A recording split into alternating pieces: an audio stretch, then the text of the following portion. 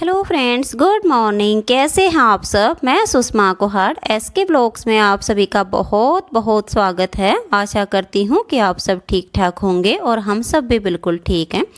आज का ये ब्लॉग्स मैंने मॉर्निंग टाइम से स्टार्ट किया है और अभी ये सुबह 8 बजे का टाइम है। आज मौसम बहुत ही अच्छा है, बहुत ही ठंडी ठंडी हवा चल रही है और अभी मैं चाय बना रही हूँ। तो चाय पीने के बाद फिर मैं झाड़ू लगाऊंगी। तो फ्रेंड्स, चाय हमारी बन चुकी है, तो आप भी आ जाइए और हमारे साथ बैठकर चाय पी लीजिए।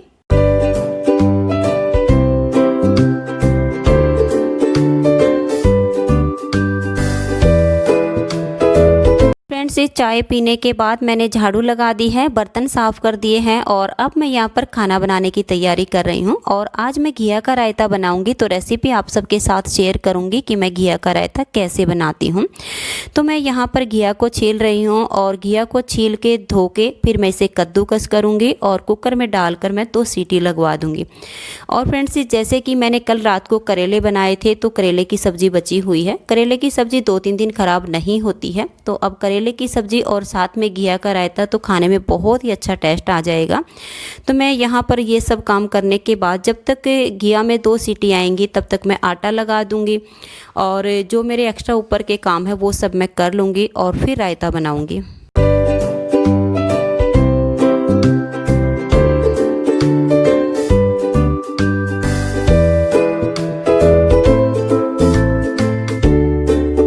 फ्रेंड्स, ये रायता बनाने की मैंने पूरी तैयारी कर ली है। मैंने दही को फेंट के रख लिया है और घिया जो मैंने बॉईल की थी इसे मैंने पंखे के नीचे रख के और ठंडा कर लिया है। तो घिया मेरी बिल्कुल ठंडी हो चुकी है। इसमें पानी बिल्कुल भी नहीं था, क्योंकि बॉईल करते टाइम मैंने इसमें सिर्फ 2 ही बूंद पानी डाला था और सीटी आने के बाद जब मैंने कुकर को खोला तो इसमें बिल्कुल भी पानी नहीं था।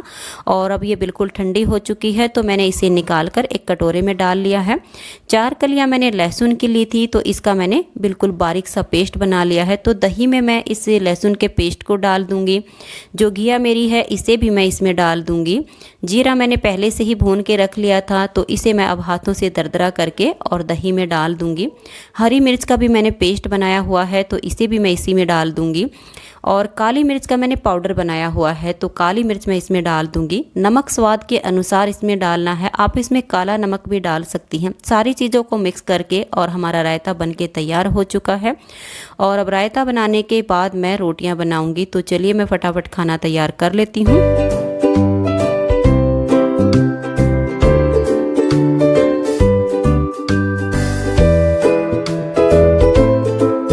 तो फ्रेंड्स, ये रायता बनाने के बाद अब मैं रोटियां बनाने लग गई हूँ। और फ्रेंड्स, हमारे खाने में ज़्यादा कुछ स्टैंडर्ड नहीं होता है, बिल्कुल ही सिंपल सा हमारा खाना होता है। रात में जो करेले बनाए थे तो वो बचे हुए हैं, क्योंकि करेले की सब्ज़ी तो मैं 3-4 दिन के लिए बना के रख लेती हूँ, क्योंकि करेले की सब्ज़ी को बच्चे तो कम ही खाते हैं, हम बड़े ही ज़्यादा खाते हैं। तो मैं इसीलिए 1.5 किलो 1 किलो करेले एक साथ बना लेती हूँ, तो 2-3 दिन हम आराम से खा लेते हैं। तो अब मैं रोटी डाल के सबसे पहले इसकी दादी जी को दे के आऊँगी और इसके पापा जी भी वहीं पर बैठे हुए हैं, तो उनको देने के बाद फिर मैं उनको डाल के दे के आऊँगी। और फ्रेंड्स, ये रोटियां जब मैं बनाने लगती हूँ तो साथ के साथ गर्मा गर्म सबको डाल के देती रहती हूँ, तो सब अपना साथ साथ खाते रहते हैं और सबको खिला के फिर लास्ट में मैं खा लेती हूँ। तो मैं फटाफट सबको खाना बना के खिला देती हूँ।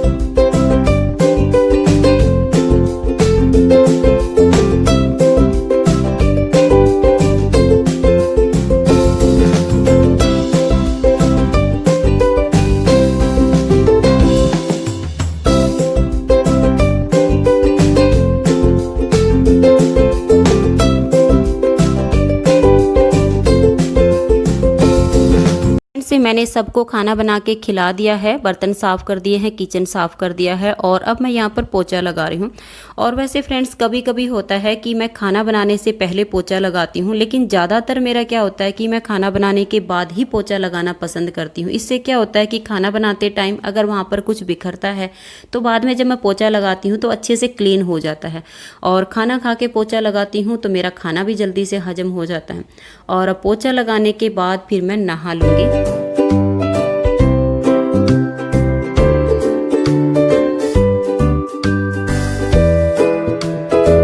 फ्रेंड्स ये दोपहर 2 बजे का टाइम है और अभी मैं नहा के बालों में कंघी करके और अपने सब काम से फ्री हो चुकी हूँ। तो मैं यहाँ पर अपने बेड को खोल रही हूँ क्योंकि बेड के अंदर मेरा एक बैग रखा हुआ है जो बिना सिले हुए सूटों से भरा हुआ है। तो आज मैं इसे निकाल कर और बाहर रख दूँगी क्योंकि फ्रेंड्स अब मेरा बीपी बिल्कुल नॉर्मल हो गया है। ये मुझे सिर्फ 2 महीने परेशान करता है, अप्रैल और मई।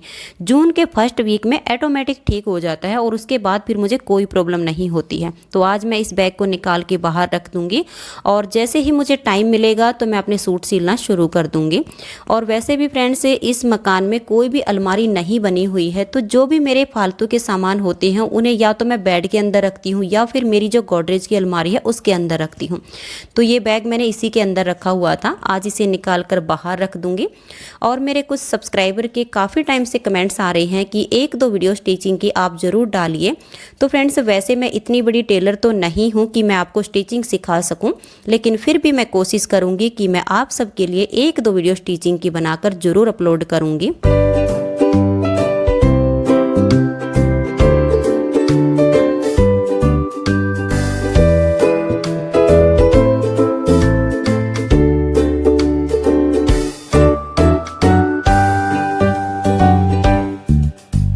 फ्रेंड्स ये अब 2:30 बजे का टाइम है और मैं यहाँ पर तरबूज को काट रही हूँ। और फ्रेंड्स कल जो मैंने खरबूजे काटे थे वो तो काफ़ी मीठे थे, लेकिन ये तरबूज जो है मुझे मीठा नहीं लग रहा है क्योंकि ये ज़्यादा लाल नहीं निकला है अंदर से। और खरबूजे और तरबूज परसों गली में एक टेम्पो वाला आया था, उसी से हमने लिए थे। उसने तो कहा था कि काफ़ी मीठे हैं, लेकिन तरबूज जितना मीठा होना चाहिए उतना ये निकला नहीं है। वाइट ज़्यादा है, रेड कम है। तो मैं अंदर अंदर से जितना रेड इसका पार्ट है वही निकाल लेती हूँ और प्लेट में डाल के सबको सर्व करके दे दूँगी। और फ्रेंड्स वैसे भी मेरे घर में क्या है कि जब तक मैं किसी को कुछ भी खाने को डालकर नहीं देती हूँ, अपने आप से लेकर कोई भी नहीं खाता है। सब मेरा ही वेट करते रहते हैं। बच्चे हैं, इनकी दादी हैं, इनके पापा जी हैं, ये सारे ऐसे ही बैठे रहते हैं कि जो है यही करके अपने आप दे देगी। तो यहाँ पर मैंने तरबूज को काट लिया है और 5 प्लेट में इसको सर्व कर दिया है। तो आप भी आ जाइए और हमारे साथ बैठकर तरबूज खा लीजिए। और अब मैं सबसे पहले इनकी दादी जी को, इनके पापा जी को और बच्चों को दे देती हूँ और बाद में मैं खुद खाऊंगी।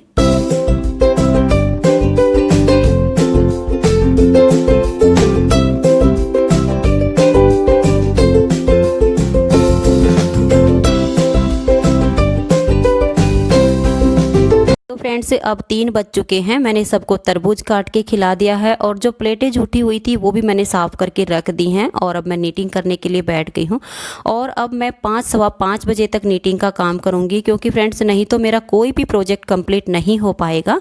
और अब 4:15 या 4:30 बजे के आसपास चाय बनेगी, इसकी दादी जी को दूध देना है, तो ये काम इनके पापा जी कर देंगे। ये इतनी हेल्प मेरी कर देते हैं।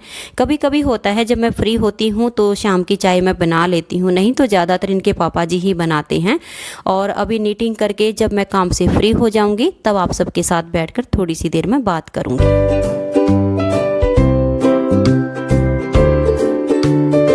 हेलो फ्रेंड्स, कैसे हैं आप सब? हम सब तो बिल्कुल ठीक हैं और उम्मीद करती हूँ कि आप सब भी बिल्कुल ठीक होंगे और अपने अपने घरों में बहुत खुश होंगे और सुरक्षित होंगे। और फ्रेंड्स आज तो मैंने अपने सारे के सारे सूट निकाल के और बाहर रख लिए हैं और अब एक एक करके इनको सिलना शुरू करूँगी क्योंकि बहुत सारे मेरे सूट रखे हैं और बहुत ही अच्छे अच्छे सूट हैं। और मैंने जनवरी में सूट सिले थे 7 और 7 में से मैंने 2 सूट बाहर निकाले हैं पहनने के लिए और 5 सूट मेरे ऐसे कैसे रखे हैं। क्योंकि फ्रेंड्स क्या होता है कि जब तक मेरे 5 से 6 सूट नए और नहीं सिल जाते हैं तब तक मैं जो पहले वाले सिले होते हैं ना उनको बाहर नहीं निकालती हूँ। क्योंकि अगर बाई चांस कहीं बाहर अचानक जाना पड़ जाए तो फिर मैं क्या पहन के जाऊँगी। अचानक से तो सूट भी नहीं सिल पाता है, टाइम ही नहीं होता इतना। तो अब मैं मेरे जितने सूट रखे हैं एक एक करके मैं इनको सिल लूँगी और उनमें से फिर कुछ सूट मैं बाहर निकाल लूँगी पहनने के लिए।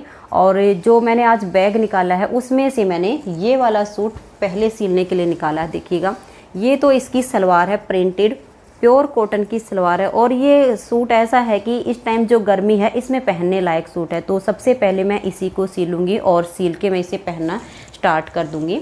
और ये देखिएगा, ये इसका सूट है। इस तरह से ये इसका यहाँ से गला बनेगा। लेकिन इस पट्टी के हिसाब से इसका जो गला बनेगा उस टाइप का गला मैं कभी भी नहीं पहनती हूँ। तो मैं इस पट्टी को उतार के और या तो मैं इसका गोल गला बना लूँगी और या फिर मैं कुछ और इसका ऑप्शन ढूंढूंगी कि जो गले मैं पहनती हूँ उस टाइप का बने। तो इसको मैं उतार दूँगी और ये देखिएगा इस तरह से नीचे इसके ये बॉर्डर है। तो मुझे तो इस तरह के जो कलर होते हैं ना बहुत ही पसंद आते हैं और सोबर सोबर से सूट होते हैं ना, गर्मी में तो चुभते नहीं हैं। तो ये गर्मियों का सूट है और ये इसकी चुन्नी है। और फ्रेंड्स ये सूट मेरी भाभी ने दिया था मुझे पिछली गर्मियों में। मैं अपने मायके गई थी तब लेके आई थी, मैं 6-7 सूट लेकर आई थी। उनमें से मैंने 2-3 सूट ही सील कर पहने और बाकी के मेरे बैग में ऐसे ही रखे हुए, मैंने पहने नहीं हैं। क्योंकि एक तो मेरे को टाइम नहीं मिल पाता है सिलने का और बाहर के सिले हुए मुझे पसंद नहीं आते। वैसे मैं इतनी बड़ी टेलर तो हूँ नहीं कि मैं बाहर के सूट सिल सकूं, लेकिन मैं अपना काम चला लेती हूँ, अपने लायक सूट बना लेती हूँ। तो फिर मैं जो अपने बना के पहनती हूँ ना तो मुझे फिर बाहर के बिल्कुल भी अच्छे नहीं लगते हैं। इसीलिए जब मुझे टाइम मिलता है ना तब मैं एक बार ही अपने सिल के रख देती हूँ। और मेरे पास काफ़ी सारे सूट रखे हुए हैं और जितने हैं सारे मेरी भाभी के दिए हुए सूट हैं। क्योंकि यहाँ से मैं अपने लिए कपड़ा ज़्यादा नहीं खरीदती हूँ। ज़्यादा तो क्या, मेरी शादी को 22 साल हो गए हैं और 22 सालों में मैं सिर्फ 2 बार अपने लिए यहाँ से अपने सूट खरीद कर लाई हूँ। एक बार तो जब मेरे जेठ की लड़की की शादी हुई थी तब मैंने अपने लिए 2 सूट खरीदे थे शादी के लिए। और एक बार अब मेरे भतीजे की जब शादी हुई है तब मैंने 3 सूट अपने पैसों से खरीदे हैं। वरना इन 22 सालों में मैंने अपने लिए यहाँ से कोई भी सूट नहीं खरीदा है। एक बार मैं यहाँ से अपने लिए फैंसी चप्पल खरीद के लाई हूँ इन 22 सालों में, और 1 या 2 बार मैं अपने लिए सर्दियों के जूते खरीद के लाई हूँ, या 1-2 बार मैंने घर पहनने की चप्पल खरीदी होंगी। नहीं तो इन 22 सालों में जो भी मेरी चप्पल जूती बाहर आने जाने की जितनी भी चीज़ें होती ना, मेरा सब सामान मेरे मायके से आता है और मेरी भाभी भेजती है। और सच बताऊँ ना, मेरी भाभी बहुत ही अच्छी है, बहुत ही अच्छी। और मुझे तो ऐसा लगता है कि मेरी भाभी और भाई जो है वो दुनिया के सबसे अच्छे भाई भाभी हैं। अगर मुझे कोई चीज़, जैसे कि मेरी भाभी ने मेरे पास त्यौहार पर कोई सूट भेज दिया और वो मुझे पसंद नहीं आता है, तो मेरी भाभी इतनी अच्छी है कि मैं उसको बोलूँगी कि मुझे तो ये बिल्कुल भी अच्छा नहीं लगा है। और चाहे भले ही वो 2000 रुपये का सूट आया, और अगर मैं एक बार ये कह दूँ ना कि मुझे बिल्कुल भी अच्छा नहीं लगा, तो मेरी भाभी उसी टाइम बोलेगी कि कोई बात नहीं, इसको अभी इसके साथ वापस भेज दे जो मेरा भतीजा आता है, और मैं दोबारा से तेरे लिए बढ़िया सा सूट लेके और भेज दूंगी। और अगर वो भी पसंद नहीं आएगा, जब तू 1 या 2 दिन रुकने के लिए आएगी ना, तो मेरे साथ मार्केट चलना और अपनी पसंद के सूट खरीद लेना जो तुझे पसंद आए। तो भाई ऐसी भाभी किसी नसीब वाले को ही मिलती है। और मेरी भाभी कम और मेरी माँ ज़्यादा है और मेरी दोस्त ज़्यादा है। मेरा जो मेरी भाभी के साथ रिश्ता है ना, वो एक माँ बेटी के जैसा है। और एक जो फ्रेंडशिप होती है ना, जो मतलब 2 बहनें होती हैं या 2 दोस्त होते हैं, ऐसा रिलेशन मेरी भाभी के साथ है। एक वो ननंद भाभी वाला जो खट्टा खट्टा सा रिश्ता होता है ना, वो हमारा नहीं है। तो मेरी भाभी बहुत ही अच्छी है। और मैं कल की वीडियो में आपको दिखाऊंगी मेरे बैग में जो सूट रखे हुए हैं ना, कितने अच्छे अच्छे सूट हैं जो मेरी भाभी ने मेरे लिए भेजे हुए हैं। तो आप मुझे कमेंट्स करके ज़रूर बताइएगा कि इतनी अच्छी भाभी किस किस की हैं, जो अगर आप मायके ना भी जा पाओ और यही घर बैठे आपके लिए एक से एक अच्छा सूट पहनने के लिए भेज दे, चप्पल जूती वगैरह जो आपको ज़रूरत हो वो आपके लिए भेज दे। ऐसी भाभी किस किस की है? मेरे हिसाब से तो किसी एक आध की होती नहीं है, क्योंकि 100 में से किसी एक आध को ऐसी भाभी मिलती है जैसी मुझे मिली है। मेरा भाई भी बहुत ही अच्छा है और मेरे भतीजे भतीजी तो मुझ पर जान छिड़कते हैं। ऐसे मेरे भतीजे भतीजी तो बहुत ही अच्छे हैं। मैं तो कहती हूँ कि परमात्मा ऐसा मायका सबको दे। तो फ्रेंड्स, आप मुझे कमेंट्स करके ज़रूर बताइएगा कि ऐसे भाई भाभी भतीजे भतीजी किस किस के हैं कि जो मतलब आप एक बार बोलो, मुंह से पूरी बात भी ना निकले कि उसे पूरी करने के लिए आ जाएं, किस किस के हैं। तो फ्रेंड्स, आज के ब्लॉग्स में इतना ही। मिलते हैं नेक्स्ट व्लॉग में, तब तक के लिए नमस्कार, बाय बाय।